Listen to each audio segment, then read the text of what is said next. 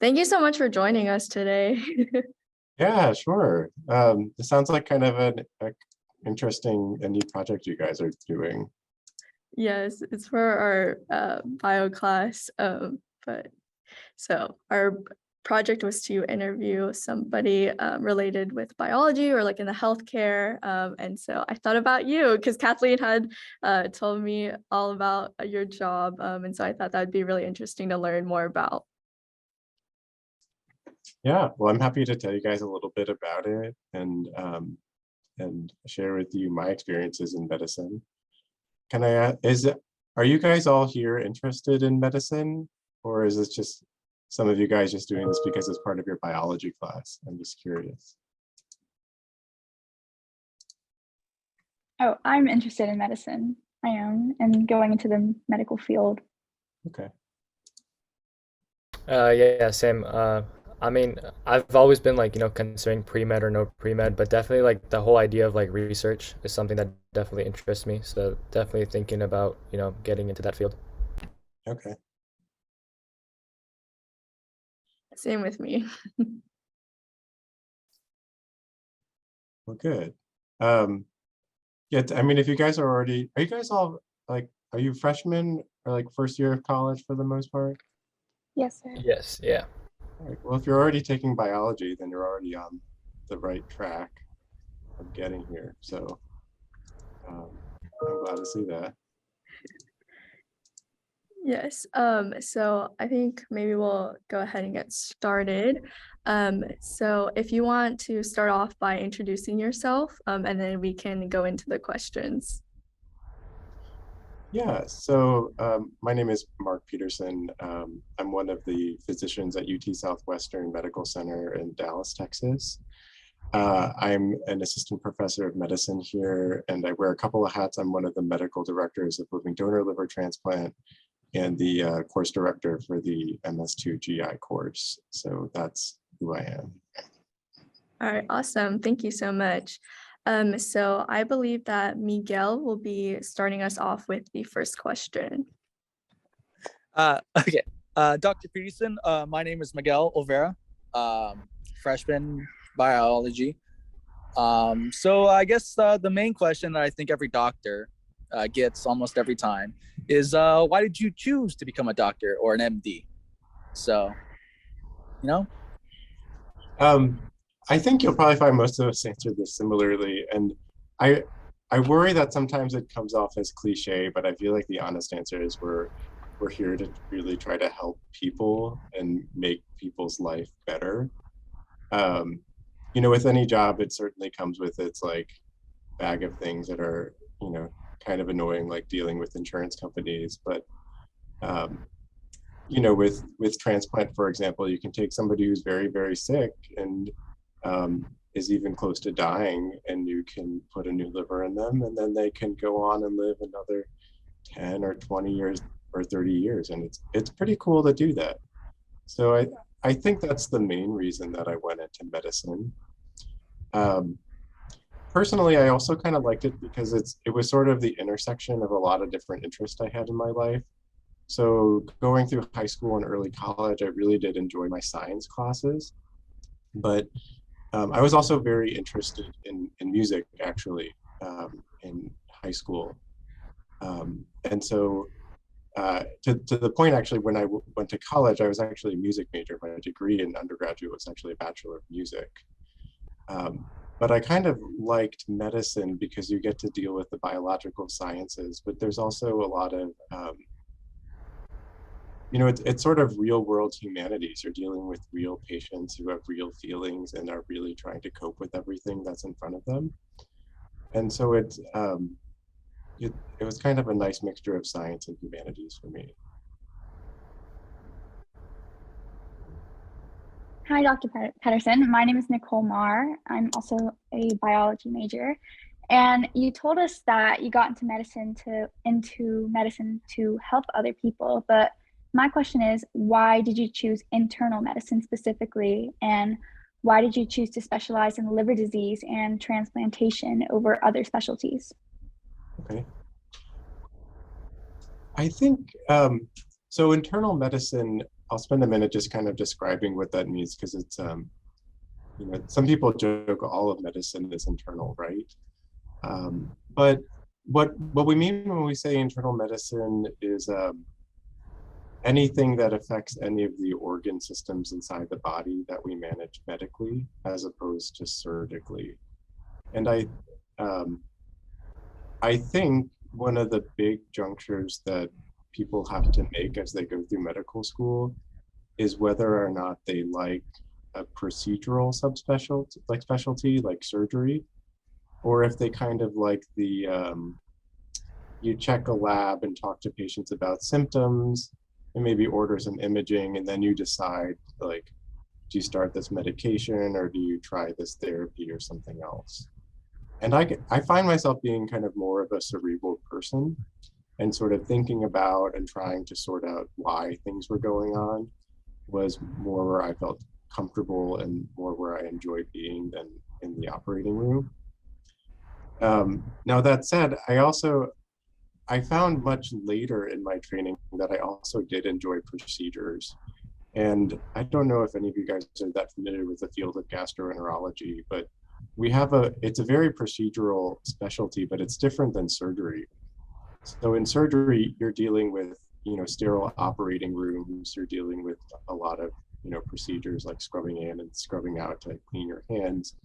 Whereas you might imagine if you're doing a colonoscopy, so, you know, passing a camera through a person's body through a person's bottom to take a look at the inside of the colon, that is by definition not a sterile procedure.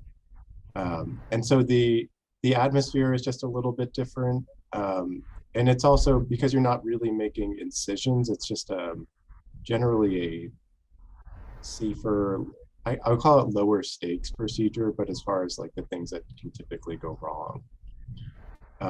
And there's not really a lot of fields that are like that. So gastroenterology, cardiology, pulmonary and critical care to a certain extent are like that. But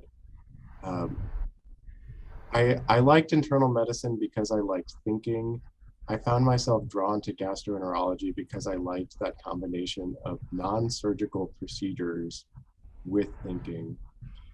And then kind of down the road through residency, where I did my residency at, we had a liver transplant center that was there. We had a lot of exposure to liver patients. And I found myself just kind of generally drawn to their diseases and what they were going through and their pathophysiology. And so within the subset of GI diseases, that was kind of where I found myself landing, was to be a liver specialist. Hi, my name is Caitlin, and my question is more basic, but it's like, what does it mean like to be a liver specialist, like specifically, and like what is a liver specialist, and like what you do and all that kind of stuff? Sure. I'm gonna ask a rhetorical question, so nobody has to answer because most people don't know. But the big question is, what is liver disease? I would guess, I could be wrong, but probably most of the people in this audience do not have or would not have had exposure to liver disease unless it's by proxy through like a parent or relative. And you certainly don't have to share any personal experiences with that. That's your own private information. But when we talk about being a liver specialist, there's a couple different pieces to that. So one is diagnosing and treating liver diseases specifically. And so that's not just talking to people about alcohol. There's a lot of liver diseases. So we talk about things like hepatitis C infection, so a viral infection. There are autoimmune conditions where the body sort of mistakenly attacks the liver. There are different metabolic things that people can inherit, like issues with copper and iron metabolism. And something that we're seeing more and more is something called fatty liver disease, which is, I'm going to say it's got a little bit of an unfortunate name, but that's what we have in the literature right now. But it's a liver disease we see in patients who may be a little bit overweight and have a genetic predisposition to it.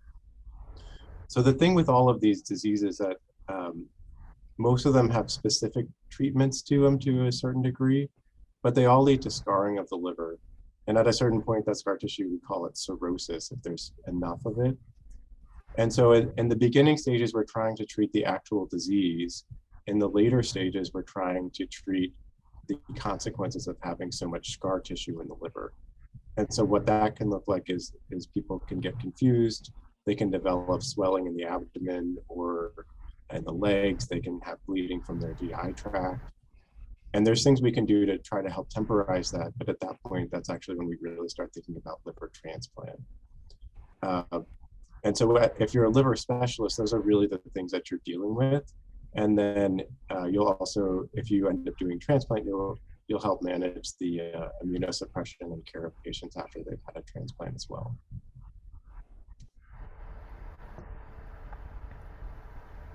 Hi, Dr. Peterson. My name is Vishwas. I kind of want to shift a little bit more to the research aspect of your profession. So I see that you've been a part of many publications.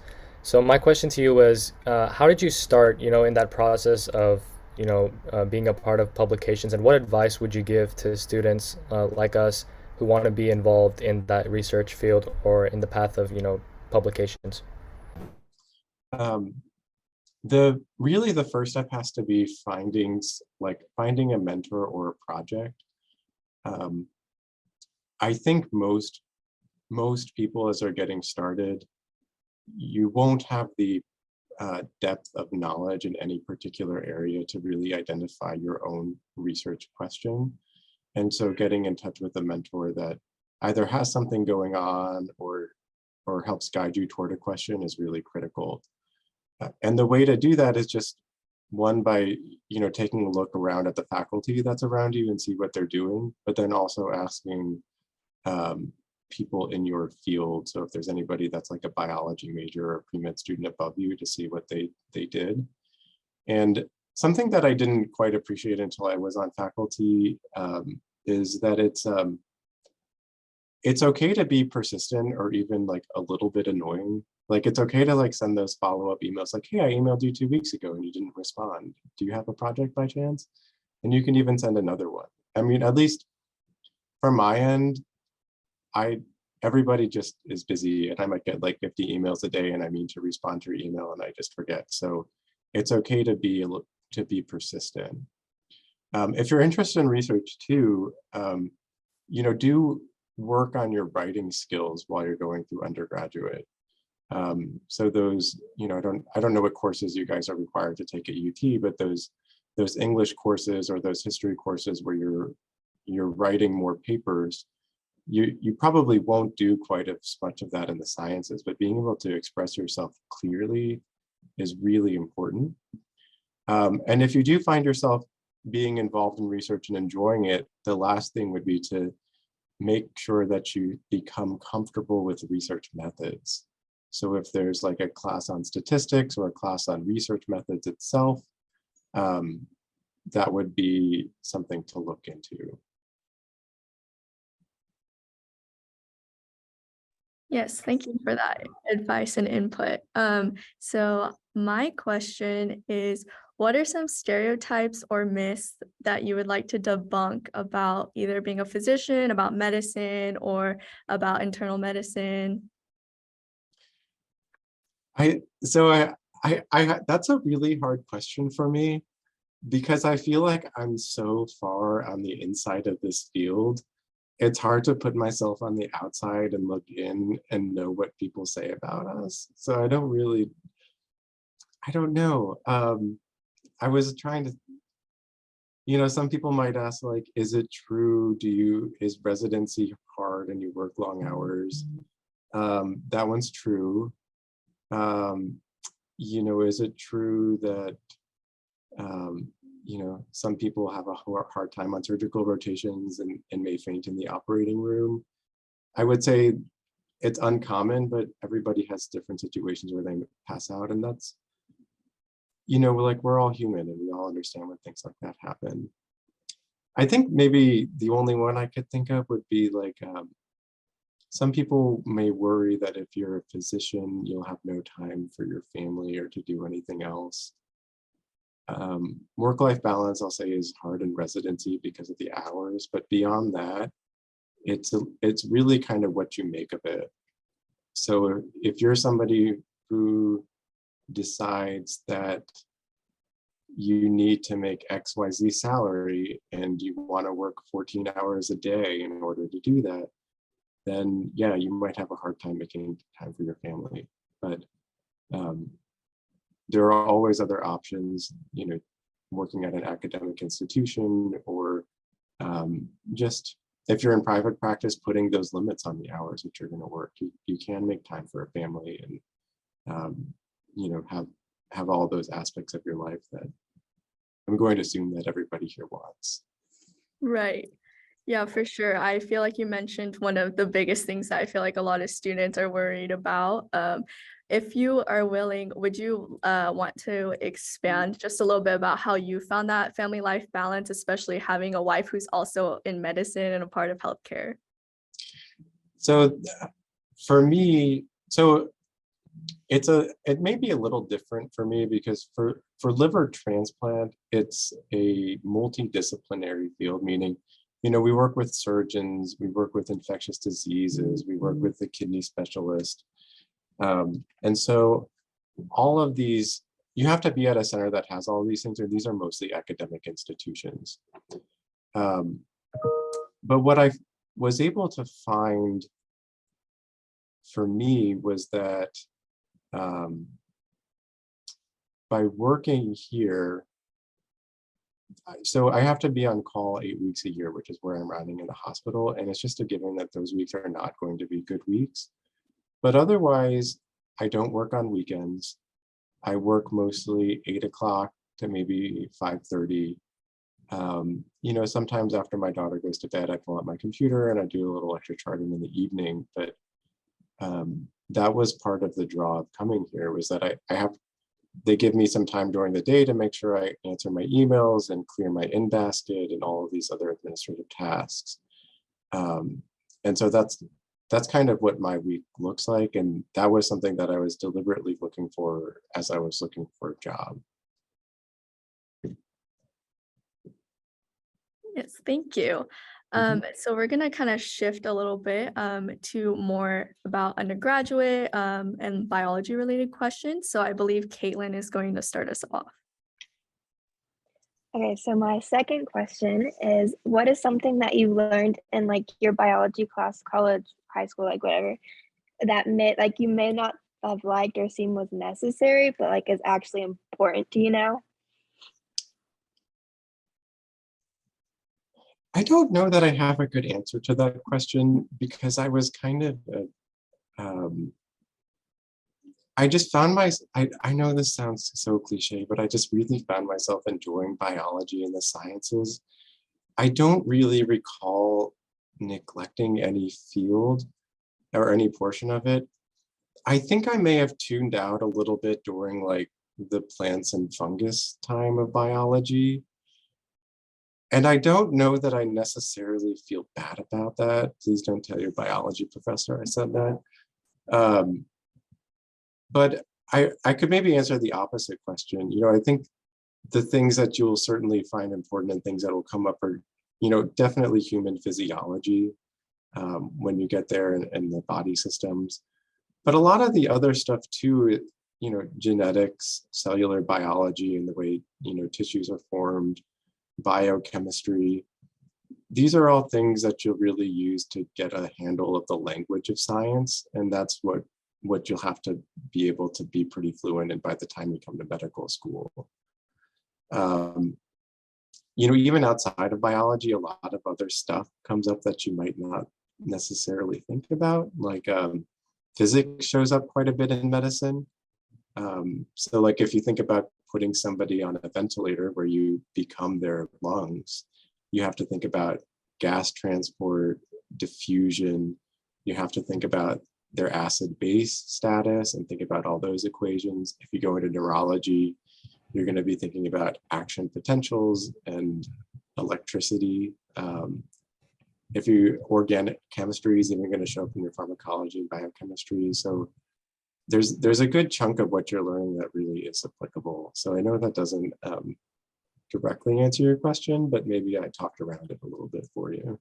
So a lot of undergrads nowadays, especially those who are seeking to go into pre-med, it's become more and more expected to start in research of our own already. So I guess for you and your experience when you were an undergrad, was that similar? And if so, what do you feel there's any something we should focus on, as an undergraduate student to start researching? So when I was an undergraduate, I think we were all talking about research opportunities already. I actually did this kind of fun thing where I did a summer undergraduate research program at UTMB in Galveston. And I actually worked with their medical humanities division down there. And so I kind of wrote so it wasn't like a biology research, like a lab-based research that I did. I did really like a humanities-based research where I was actually comparing the libretto of different operas from the 1800s and compared them to different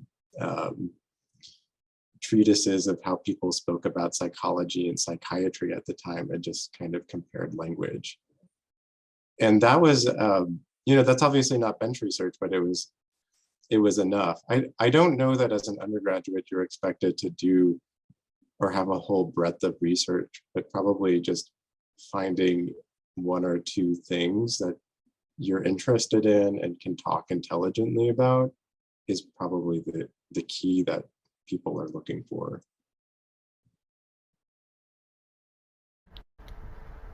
So, Dr. Pedersen, this question would relate to a lot of us undergraduates, not just at UT, but at any college in general. But like, if you were to, if someone were to ask you, like, how did you stay motivated throughout your college years, especially when you were during your PhD years, if you were to describe those years in like one word, like, how would you say you kept yourself motivated to, get to where your goals are today?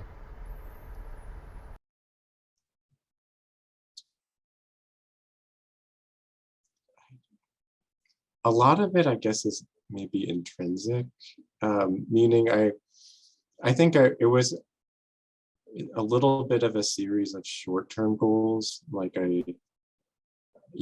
the first goal was just to get into medical school, and then it was residency, and then it was fellowship, and then liver transplant's actually another fellowship after that. But I think the other thing for me was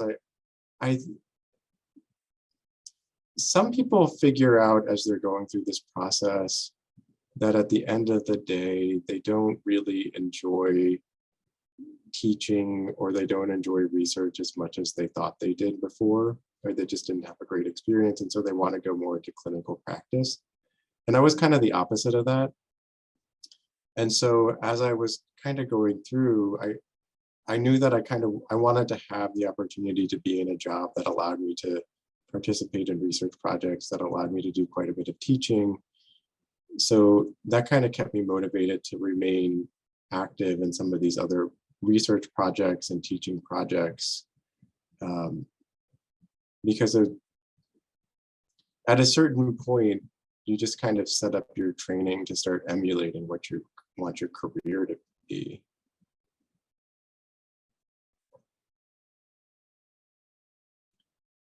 So that's I guess that's what I did. I'll add one other thing on there too. There's that's why I suppose that's how I ended up organizing my schedule. But I think the other piece of it is finding fulfillment in what you do. So I can tell you, like, as when you teach the medical students in MS2 in the second year, it's pretty cool to like see them in their fourth year when they're on their clinical rotations, and you ask them questions about gastroenterology, and you get to teach them some more and find out what they've been doing. It's also cool to be a part of research. Right now I'm part of a couple of clinical trials for the treatment of a rare liver disease, but it's kind of fun knowing that, at least as far as I can tell, the medication seems to be working, and I wouldn't be surprised in the next 5 years if they're FDA approved, to kind of be a part of that. There's just something that's I think there's something very cool about that.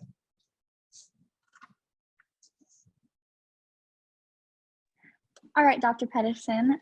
My last question for you is, what experiences in your undergrad do you think have helped you to be successful now?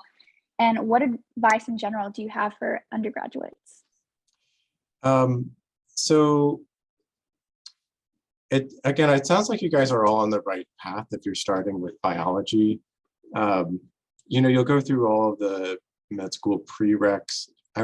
I would consider on top of that, like considering like a dedicated human physiology or biochemistry course if those are offered.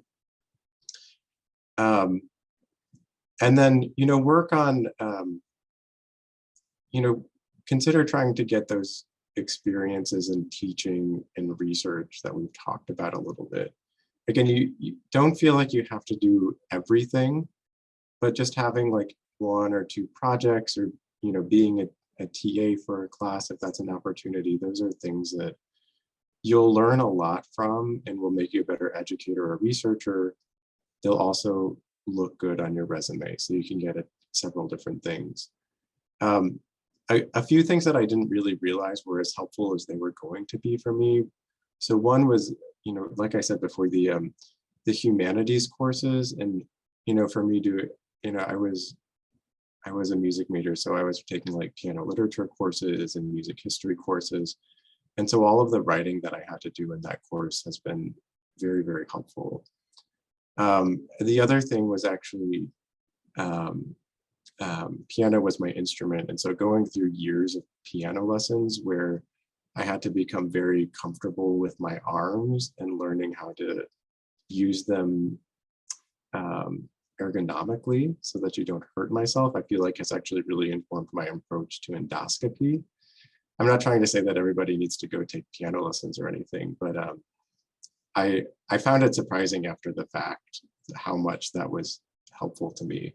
And I would imagine that if you do any kind of like athletics or instrument or something like that, you may already have some of that like mind-body awareness about how to use your body in a healthy way there. So those are some of the things I expected, and some of the things I didn't expect as much to be helpful.